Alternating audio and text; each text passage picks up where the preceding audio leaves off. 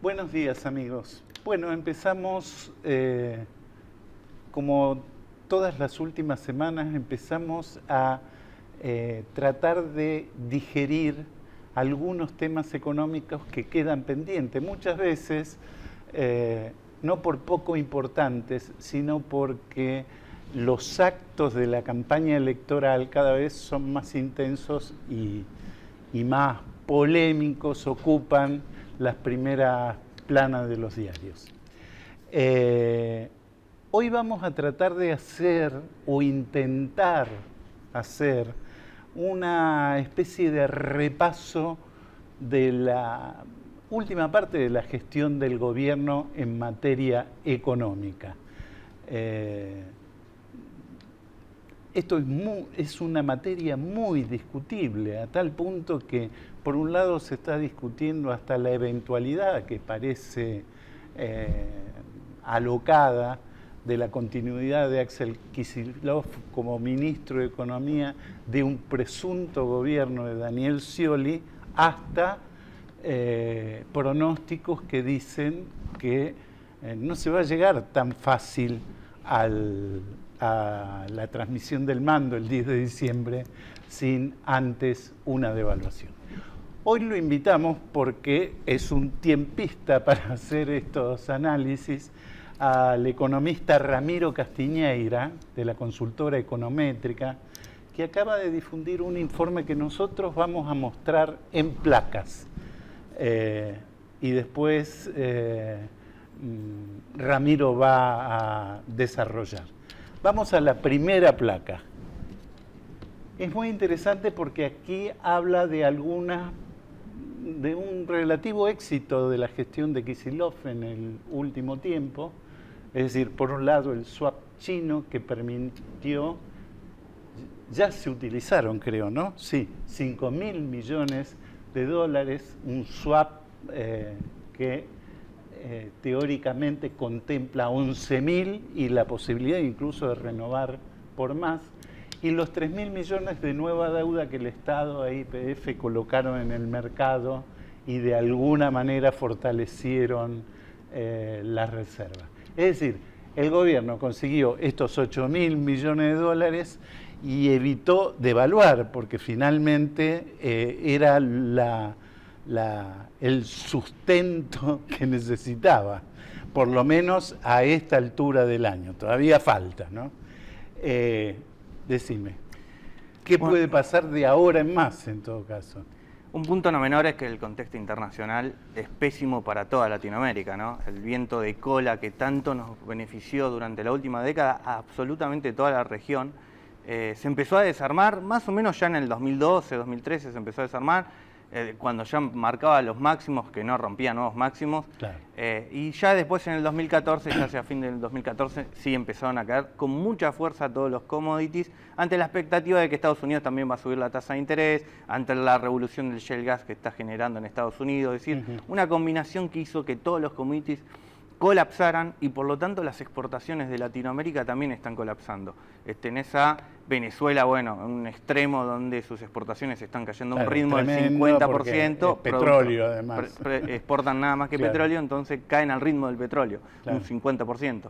Después tenés a Brasil también, que están muy fuerte cayendo. La crisis que se está viendo en Brasil también es buena parte porque también se acaban los dólares en Brasil. Claro. Brasil exporta 3 grandes productos. Uno es el mineral de hierro, con la principal empresa latinoamericana que es Vale. Cae arriba, todavía más fuerte que el petróleo. Está cayendo el mineral de hierro un 60%. Después está cayendo el petróleo, que por Petrobras exportan también mucho petróleo, un 50%. Y después exportan soja, que es el que menos cae, que está cayendo un 30%. Claro. ¿No? Es decir, Brasil también está en un colapso de las exportaciones. Y después vamos a hablar de Argentina. Argentina también tiene una caída de 2 dígitos de las exportaciones por el nuevo contexto internacional, ¿no? Bueno, nosotros exportamos agroalimentos donde la soja es nuestro referente y la soja cae un 30% interanual. Ahora que te quiero llevar a todo esto. Esta caída de las exportaciones presagiaban un contexto para la economía argentina mucho más difícil de lo que fue, porque justamente Argentina hizo con el swap chino, cambió un enroque, claro, la pérdida de dólares comerciales lo compensó con los dólares financieros, algo que el mercado no esperaba ante un contexto de que falta la negociación con los ahora soldados. vamos a mostrar la segunda placa, justamente, en donde explicamos este reemplazo, como vos le decís. Los dólares financieros llegaron al reemplazo de los dólares comerciales, porque claro, el problema es que la balanza comercial está desequilibrada. Las materias primas y los commodities están cotizando mucho menos y por esa vía el ingreso de dólares por retenciones a las exportaciones se reduce. Es decir, ingresa menos para el complejo sojero, pero también ingresa menos dinero a las arcas del Estado. Recauda menos y es decir, el desbalance comercial se convierte en un riesgo tremendo para la Argentina, porque justamente los únicos dólares genuinos son los que vienen por esa vía. Exactamente, los dólares que Argentina vivió la última década de los dólares comerciales. Pagó el crecimiento a tasas chinas, se debe también por las exportaciones que crecían fuerte. El desendeudamiento, los dólares para pagar la deuda venían de las exportaciones, los dólares para acumular las reservas que llegaron a 55.000 millones de dólares venían de las exportaciones. Es decir, después todo este flujo de dólares se fue agotando. El modelo nunca se fue ajustando y lo que hicimos en los últimos años, Argentina lo que hizo fue vivir de los dólares acumulados en los años mozos del modelo, ¿no? Claro. Es decir, pero bueno, ahora el saldo comercial cae fuerte y consiguieron dólares financieros por la misma magnitud. Ese es el punto no menor. Es decir, cayó el saldo comercial cerca de 7.000, 8.000 millones de dólares y consiguieron en un lapso muy corto y en base al swap chino y después la reciente colocación de deuda de tanto YPF como del gobierno, 8.000 millones de dólares, y hay expectativa de que coloquen más todavía, ¿no? Sí. Entonces, por lo menos eso es lo que eso promete Kicillof, claro, que se demostró un pragmático, ¿no?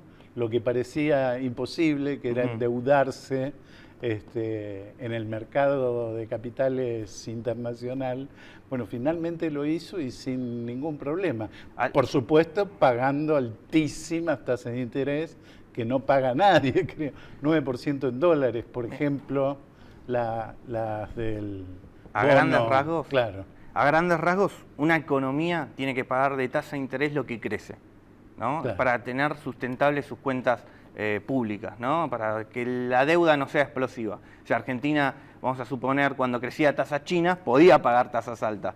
Ahora que Argentina está entre estancada y creciendo como un potencial de máximo 3, sacándose los problemas, el objetivo de pagar deuda argentina, si es que va a tomar el mercado, no tiene que escaparse más de ya de 3, de 4% de tasa de interés. Claro. Si uno paga como acabamos de pagar 9%, es descontado de que la plata que estamos tomando es muy probable que después vamos a tener que reducir el nivel de consumo para pagarla, ¿no? Entonces, ahí está el desafío y ahí está el peligro, ¿no? Argentina cada vez que consigue crédito... Por otro lado, el 3-4% es lo que están pagando los países vecinos, prácticamente, o por ahí. Y no es casualidad, justamente, claro, porque buscan ese equilibrio en que sea sustentable la deuda. Que claro, Argentina, obviamente, en los 90 no lo cumplió nunca. Argentina, por eso llegamos en default, por eso tuvimos la crisis del 2001. Argentina también pagó altísimas tasas de interés durante los 90 y después tuvimos las consecuencias. Totalmente. Obviamente, los niveles de tomar deuda de ese periodo son muchísimo más elevados. Argentina en los 90 vivía de la deuda.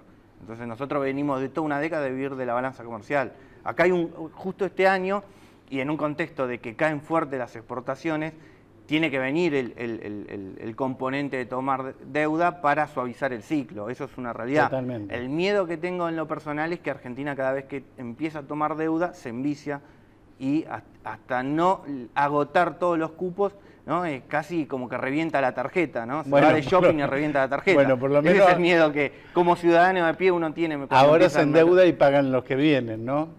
Políticamente es así, porque en realidad sí, pagamos nosotros, sí, finalmente, que vamos a estar ahora y después del 10 de diciembre. Te hago una preguntita antes de ir a un corte. ¿Es posible descartar algún tipo de conmoción financiera, porque hasta ahora hay algunos componentes que están claros. El dólar paralelo está calmo, la inflación bajó un poco por la recesión, otro poco por algunas medidas del gobierno, otro porque efectivamente teniendo el dólar controlado, la inflación también se autocontrola, para decirlo de alguna manera. Es decir, que hay un contexto relativamente tranquilo, de paz cambiaria, dicen algunos. Hay una discusión bastante tensa respecto sí a una variable, que es la negociación paritaria en torno a los nuevos salarios, ¿no? Porque los viejos salarios han tenido una fuerte pérdida de poder adquisitivo. Pero ¿hay algún riesgo que en lo financiero y monetario y respecto al tipo de cambio se pueda alterar esta tranquilidad de aquí a las elecciones, en realidad, a octubre? Mirá, los riesgos se acotaron un montón y por eso se calmó mucho el dólar paralelo, ¿no? De hecho, incluso bajó. Y se calmó de la manera que estábamos hablando recién, se calmó trayendo los dólares al mercado. Claro. Es decir, desaparecieron los dólares comerciales, muchachos, acá están los dólares financieros, ¿no? Es decir, de esa manera se tranquilizó el dólar. Y un punto no menor, ¿no? Al tranquilizar el dólar, también por eso frenó la inflación, porque evitaron la devaluación. Claro.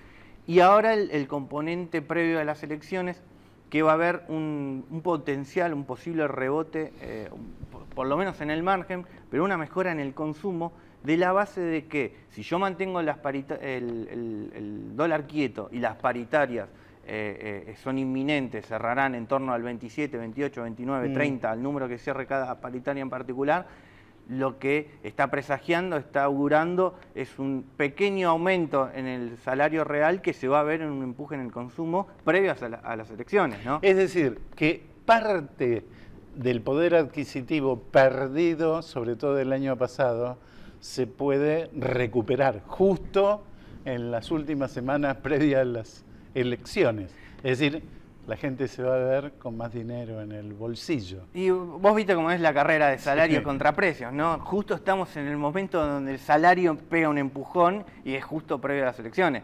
Pero si la inflación continúa, obviamente después la inflación empieza a ganar nuevamente al salario. Pero bueno, los tiempos se dan que justo previo a las elecciones va a haber un poco más de plata en el bolsillo y por lo tanto va a haber cierto empuje en el consumo.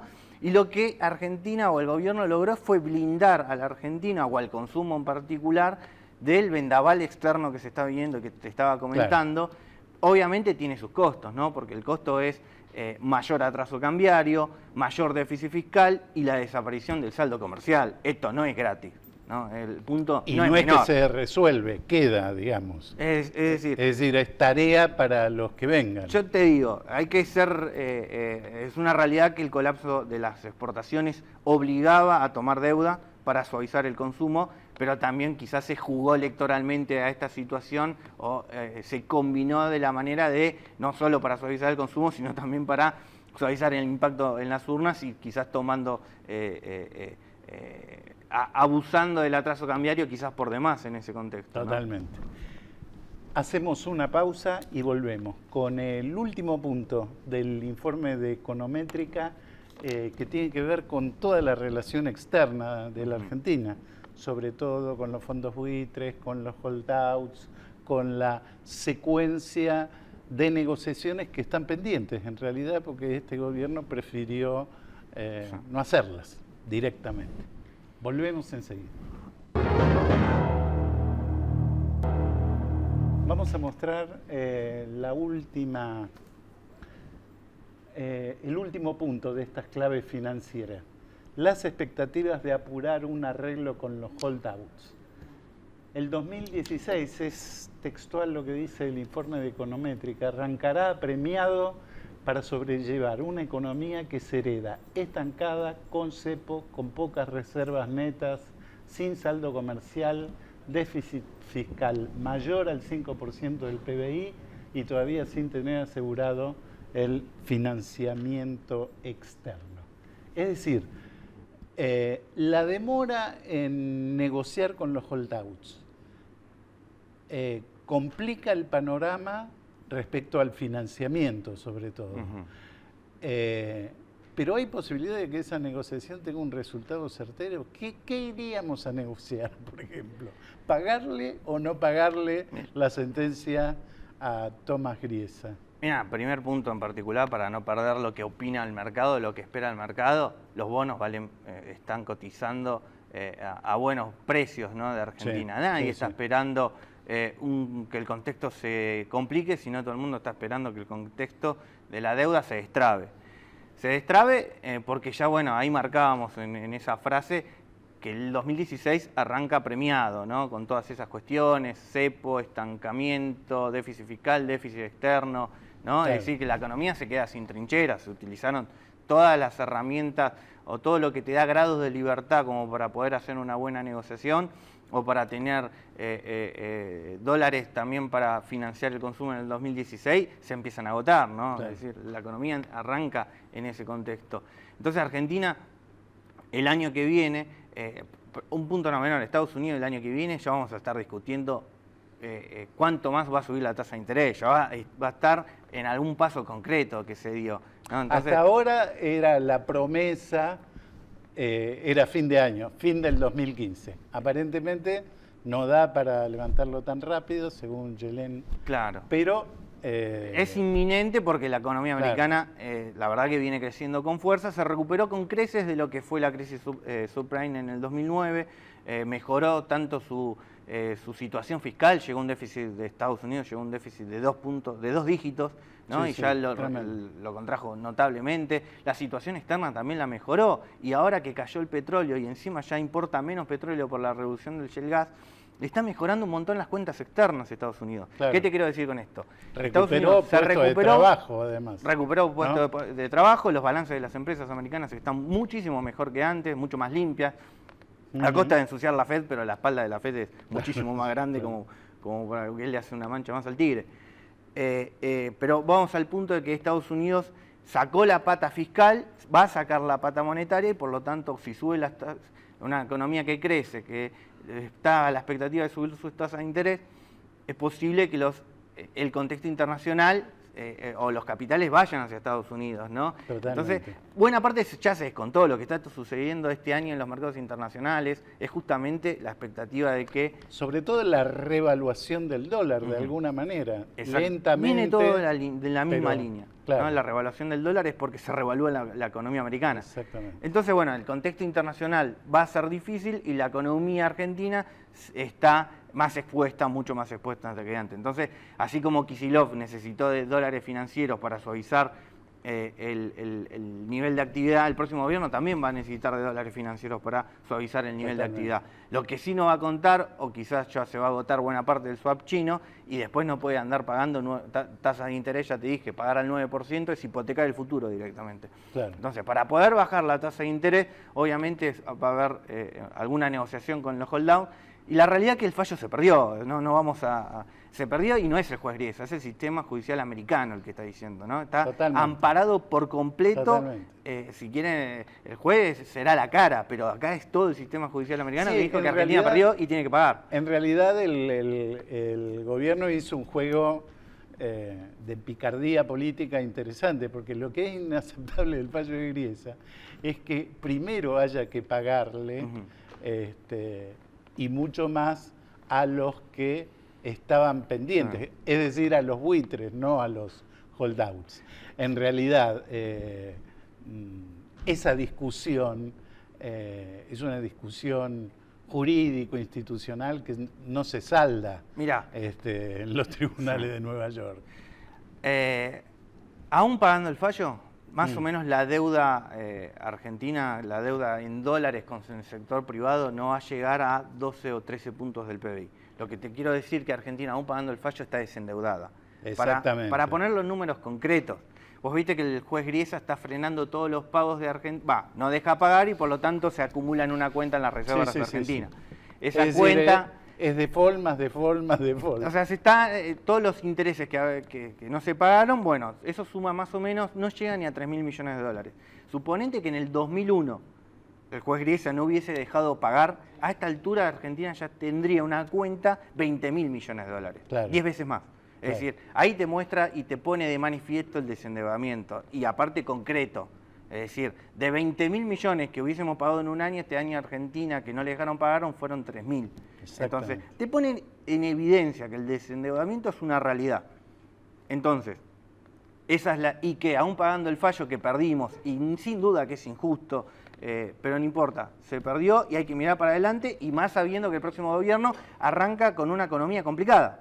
Entonces, mirar para adelante, solucionar, destrabar este conflicto y obviamente bajar las tasas de interés como para que el próximo gobierno tenga la posibilidad de también suavizar el consumo. Porque vos ten en cuenta que a todos los desafíos también se suma la dificultad del frente fiscal, donde es un déficit que supera los 5 puntos del PBI, donde los subsidios directamente se llevaron puestos a las cuentas públicas. Y que es muy difícil bajar. Desarmar además, esos subsidios. Aparte de tomar la decisión Sí. política, que todos dicen que la tienen, o por lo menos los eventuales sucesores en el gobierno, bueno, hay que bajarlos y eso va a tener un impacto, sin duda. La inflación acumulada por los subsidios, es decir, ¿qué hace el gobierno? Pone subsidios para contener la inflación, para que no suban las tarifas. Exactamente. Ya llega a más de 20 puntos de inflación, ¿no? Entonces te está marcando que desarmar los subsidios lleva más de una gestión. Totalmente. Más de una gestión, aún con buena voluntad, lleva más de una gestión por la cantidad de impacto que tiene, porque a eso se le suma de que el atraso cambiario, si uno quiere salir del atraso cambiario, también te genera inflación. Y también tenemos un componente ahí de inflación acumulada.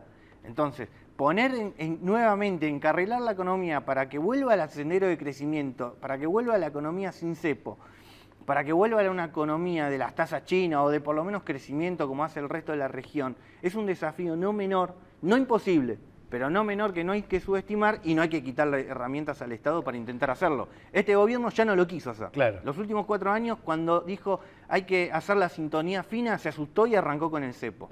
¿Y qué pasó? No crecimos más hace 4 años. ¿no? Claro. Ahora, para vos, asume el nuevo gobierno. Llegamos con la situación que tenemos, que vos describías recién. ¿Es inevitable un ajuste? Porque digamos, hasta ahora los economistas de los candidatos tratan de no decirlo en público, en off a veces reconocen. ¿Se puede pasar de esta economía semi-estancada que tenemos a una apuntada hacia el crecimiento, por lo menos orientada hacia el crecimiento, sin un ajuste? Mirá, yo soy optimista para el futuro. Obviamente en el medio hay que encarrilar nuevamente la economía, que de hecho hasta el kirchnerismo te mostraba que lo quería hacer, la sintonía fina te lo muestra. ¿no? Que esa agenda perdida hay que volver a ponerla sobre la agenda y hay que volver a ponerla en práctica para intentar que Argentina vuelva al crecimiento. Argentina tiene no solo el desendeudamiento, su gran carta, y que hoy ya la empieza a jugar, sino que tiene vaca muerta y tiene YPF en manos del Estado. Y una combinación ideal para Argentina, la próxima década, volver al sendero de crecimiento. No hay que asustarse, pero sí hay que hacer la tarea. Ramiro, gracias. Nos encontramos la próxima semana, los lunes, a primera hora, en Días de Crisis. Gracias.